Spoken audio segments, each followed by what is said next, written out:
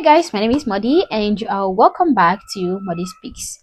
I'm so happy to bring this video to you guys today because some of the issues the woman in this video is complaining about are exactly what I have been talking about most times on this particular channel. I have been calling out the degeneracy and the dysfunction in parts of the Black community and holding accountable those people in the Black community who are destroying the reputation of other Black people, spreading mayhem and causing harm. I keep saying this over and over and over again, but some people don't take me seriously. Number one, some of them accuse me of only being African and not being Black American. So I'm not like them. That's what they accuse me of.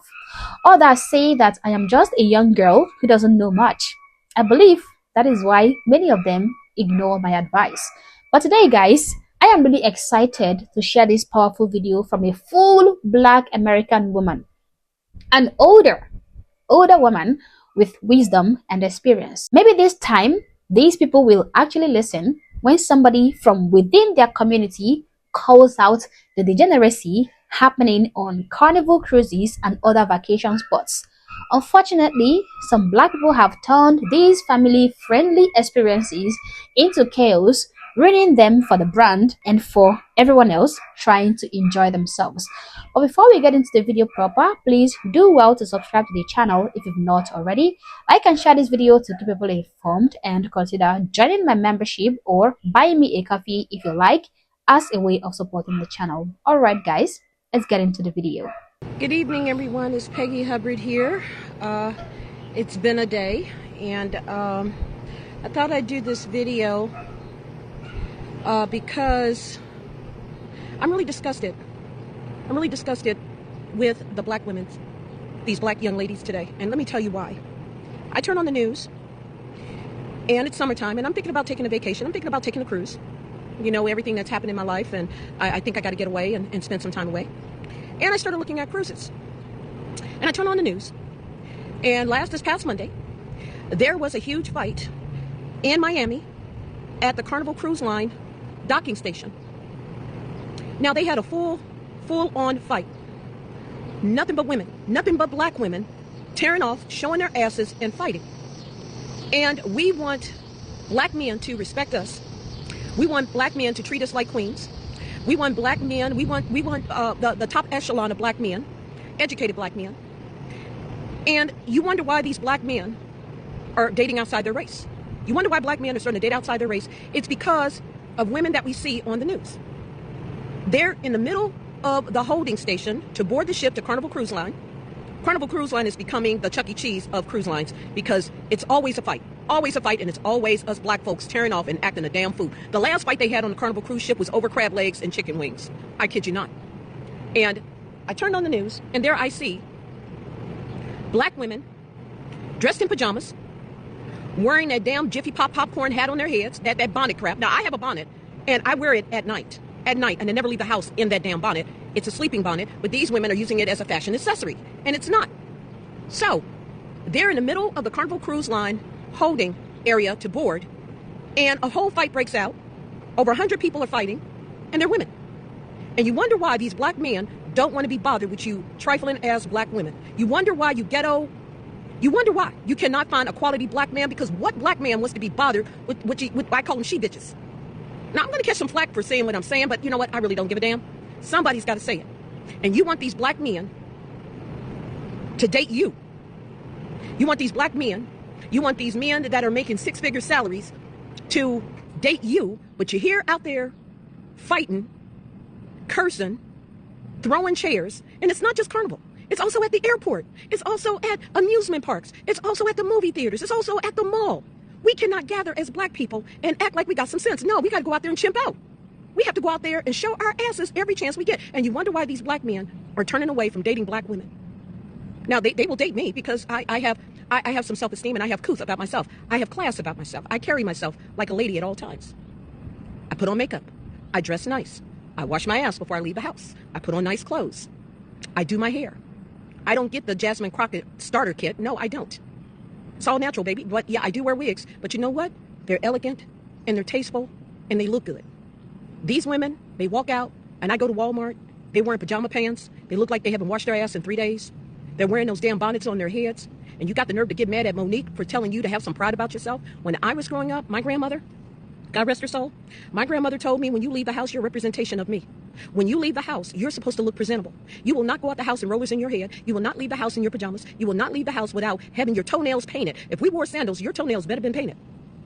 That's how strict my grandmother was. She said, if you don't have respect in yourself, what you put out there is what you're going to bring in. And she's absolutely right. Acting like a bunch of gutter snipes, and that's what she used to call them. Gutter snipes. And I'm going to give you an example. Yesterday, I went to go get gas on my way to work to the station in St. Louis, and I stopped at a gas station. I think it was a Flying J or Pilot. The gas is cheaper, so I stopped. I'm dressed nice. I have on a nice sundress, a nice dress, my hair, nails, makeup, jewelry, everything is banging. Everything is going, everything looks good. These two little girls pull up beside me at the pump, two little girls, and they have on hoochie mama outfits, butt hanging out of their shorts. One little girl had a tattoo on her neck, one had a tattoo on her chest, one had a tattoo, the other one had a tattoo on her thigh. They had the Jasmine Crockett starter kit. Their asses were hanging out, their boobs were hanging out, and I walk in the gas station, pay for my gas, they pay for theirs. Now there's a City of St. Louis street department truck parked at the gas station as well. 4 men are in there. Now, we walk out at the same time. I walk out, they don't say anything to me. They start screaming and catcalling the other two little girls, calling them derogatory names. And these little girls allowing these men to call them the names that they were calling and walked over to that truck to find out where they were going. I'm like, they're in a city truck. Where do you think they're going, stupid? But I realized something. See, with me, as a single woman, there's going to be a standard. They're going to have to work for it. With these little girls, my grandmother would call them throwaways because you would hit it and quit it, and that's it. And that's what they're looking at. They don't want to put in the work to meet a woman like me that's established, that carries herself with dignity, that carries herself with some pride, if I can say. Now, they're not going to come at me because, number one, I'll shut them down. And number two, they would have to work. And I'm what you call a standard woman. These little girls is what my grandmother would call throwaways. They would have their fun. They would hit it and quit it. They would do whatever they want to do with it. And then they would go on about their business. And this is totally acceptable to them because the derogatory names they called these little girls, they still went over there and spoke to these men. No self-esteem. It's obvious they don't have a father in their lives, a father figure in their lives, because they will accept the treatment of these men and think they are being sexy. There's nothing sexier than an educated woman that knows her worth. And I know my worth. So I'm not offended by that. But what I'm offended by is these black men that date outside their race. I cannot blame them. I cannot blame them for dating outside their race. I really cannot.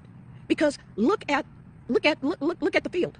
Look at the dating field. Look at the dating pool. This is what they have. There are a lot of great black women out here. We're out here. We're just not going to allow people to treat us any kind of way. Hence, that's why I'm single. Now, but ladies, this is the problem that you have. You're going out on a vacation. You're wearing those little, I call them Jiffy Pop popcorn bags on your head. I see them at the airports. I see them in the restaurant. I see them at Walmart. I see them walking around the mall. Hell, I have seen them at the zoo wearing these damn things on their heads. No self-respect, no self-esteem. And this is how you see yourself. If you don't take pride in yourself, if you don't start to love yourself and have a standard for yourself, no man is going to have a standard for you. You're going to be a throwaway. You're going to be that perpetual single mother all your life. Men are going to run through you like Grand Central Station. You're having 3, 4, 5, 6 baby daddies. You're kicking out all these kids. You think it's cute being on Section 8. You think it's cute getting government assistance. I don't have to work for it. They're going to give me money. But you've already lost. You've already lost. And you wonder why white folks are having black fatigue. You wonder why. Hell, I'm black and I got black fatigue. I get sick and tired of turning on the evening news and seeing a bunch of us acting a fool, champing out, having these teen takeovers, nothing but black kids fighting. Just last week, they had a teen takeover, and they had a 12-year-old girl that came from Florissant, Missouri, all the way to Shrewsbury, 5 towns over. She took an Uber, 12-year-old girl, took an Uber to join the fight at Sky Zone, and she brought a butcher knife. She said it was for protection. She wanted to get in on the fight, and I'm going, my Lord, these women, these young girls, it scares me.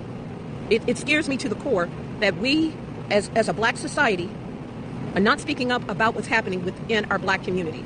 We want to blame President Trump for everything. We want to blame him for the economy. We want to holler we're oppressed. We want to holler reparations. But yet, when you turn on the 6 o'clock news, there we are, fighting chimping out, acting a damn fool at Carnival Cruises. And you wonder why. You wonder why people like me, black people, see, I'm black. Those are ninjas. I'm black. And we don't want to be around our own people. We don't want to vacation around our own people.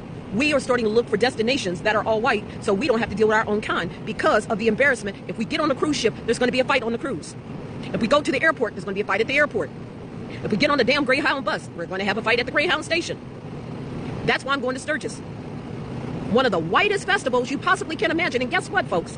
As a motorcycle rider, as a Harley-Davidson enthusiast, I go to Sturgis every single year. And guess what? You have the Hells Angels, you have the Outlaws, you have the Banditos, you have the Sons of Silence, you have the Galloping Goose, you have all the 1%er clubs at Sturgis for 10 days. And guess what? They don't even fight. They act like they have some sense. Now, when they get on the highway, oh, that's a whole different story. But we come together at Sturgis. 1.7 million people. And there's no fighting. There's no clowning. There's a brotherhood, there's a sisterhood, and we all get along.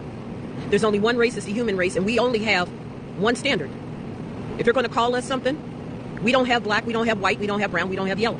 There's only 3 colors we recognize, and that's red, white, and blue. And that's Sturgis. And I'd rather be around them than be around my own people. And that says a lot, folks. It says a lot about us as a black community, as a race. That we cannot even take a cruise without us black women showing our asses, showing up in pajamas, showing up with those damn bags on our heads. I call them Jiffy Pop popcorn bags. Acting a plum damn fool, chimping out and just losing our ever-loving cotton-picking minds. And you wonder why these black men are starting to date outside their race. You wonder why. This is why. This is why they are now starting to go off and date anybody but us. Because black women just don't know how to act.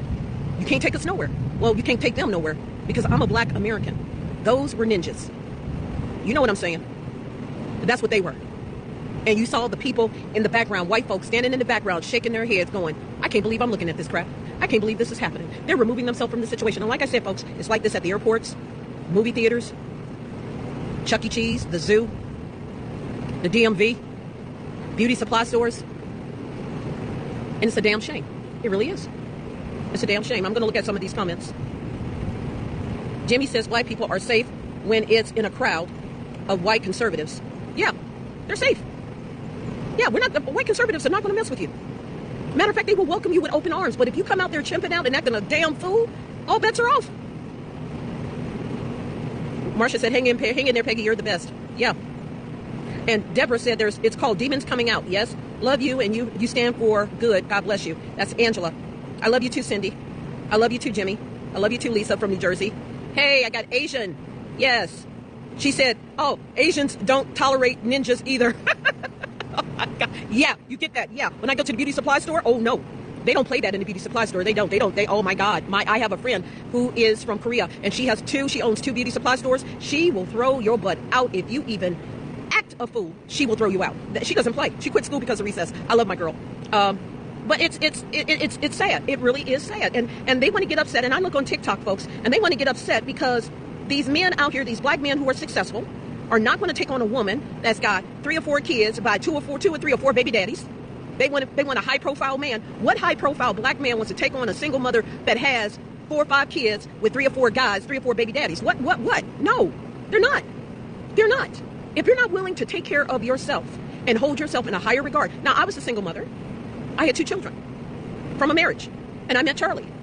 But I knew my limit, and I made sure I got fixed, and I did not have any more children. And I made sure that any guy that I dated did not want any more children because I did not want to bring any more life into the world. I had a boy, I had a girl, I had a set of bookends. And the first thing I asked every guy that I dated was, how do you feel about children, and do you want more children? And if they said yes, they were looking for more children, oh, it was over. I didn't want any more children. I couldn't even have any more children because I was being responsible. And I had my tubes tied. I had a little girl, I had a little boy. What else am I going to have now, a puppy? I didn't want any more children. And that's what I did. But when you have women out there that are popping out these kids, and you have these black men, and they see the character of some of these women, and I got to be honest, some of these women are just downright trifling. You're going on vacation on Carnival cruise ship, and you can't even get on the ship without controversy. What the hell, folks? What the hell?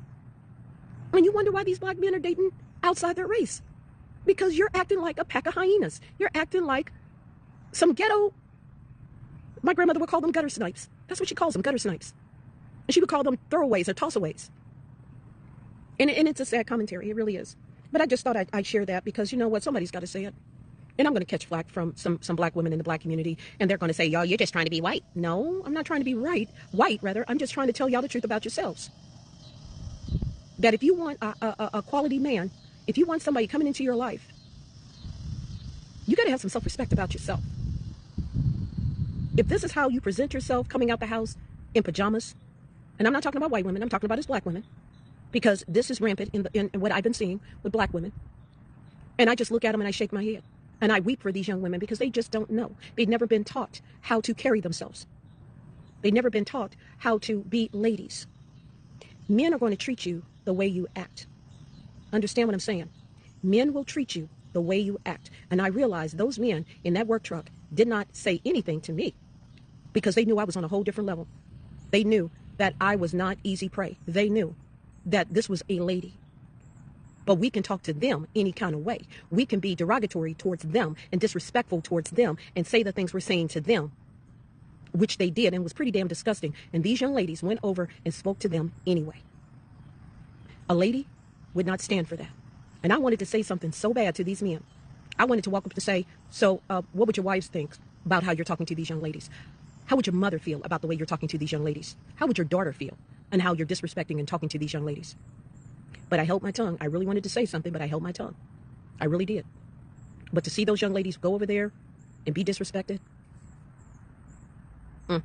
I just, But folks, I'm really disappointed with, with the state of affairs within the black community. And if we don't put God back into the black community, and I'm watching the news every single day, and I'm watching these children just run wild and rampant in the streets, that tells me they have no direction. They have nobody there that's teaching them the right way to go. And that's a sad commentary for the black community. It really is. And when your mama goes on a cruise and she's on the 5 o'clock news in handcuffs being taken away by Dade County Police because she's at Carnival Cruise Line holding station to board a cruise ship and she's fighting and boobs are just flying out, butt is all up in the air. These women are fighting and they're acting like straight up men. And the black men are standing around looking at them and shaking their heads. You wonder why these black men are dating outside their race? Baby, take a look in the mirror. You're the reason why. I want you guys to have a great night. I'm going to sit out here on my patio and I'm going to watch the sunset and I'm going to drink me a nice glass of wine. I love you. Oh, Fred Ford called me an ugly bastard. Oh, thank you, Fred. I appreciate that. I appreciate that very much. And that's one thing liberals call you. When they call you names, that's because you are right on the money and you are telling the truth. And the only way they can deal with the truth is to call you names because they have already lost the argument. They have already lost the argument. If all they have is to call you names, that's the Democratic plantation way of keeping you on the plantation. But baby, you cannot steal what God has already ordained in me. Check yourself. Guys, I'm going to get out of here. I'm going to enjoy me a nice glass of wine. But I just thought I'd share that. And I'll check back with you guys and maybe next week sometime. But if I don't, I want you guys all have a great 4th of July. And I want to say this too. For all you people out there that are hating on America and the 250 celebration, I better not catch you popping off fireworks this 4th of July since you hate America so bad. Those are the main ones that call themselves hating America and they're at the fireworks tent buying up every piece of fireworks that they can. But they hate America, but they're out there celebrating the 4th of July. Wow, that was powerful. And as you just saw, this respected elderly woman is saying what I have been saying for a long time. The fighting, the chaos on what was supposed to be a peaceful vacation, the way some people show up and behave irresponsibly, it is embarrassing and it is hurting us all. Calling out the dysfunction does not mean that we are hating on anybody. Rather, it shows that we love our people enough to tell them the truth and call out the bad behavior in order to make them better. Degeneracy like this drags the whole community's reputation down, and it makes life harder for the good people, those who are trying to do right, build families, and enjoy simple things like a simple cruise. We have to do better. We have to start building personal responsibility, self-respect, and raising the next generation with real values. Doubling down on the dysfunction will not help us. It will only destroy us further. But as always, guys, these are my thoughts and my opinions. Please feel free to share yours in the comment section below, but do so respectfully. Also, if you're not subscribed to this channel, honestly, I don't know what you're waiting for. Subscribe to the channel, like and share this video to keep people informed, and consider joining my membership or buy me a coffee if you can, as a way of supporting the channel. Thank you for watching this video, and I hope to catch you on the next one. For now, peace.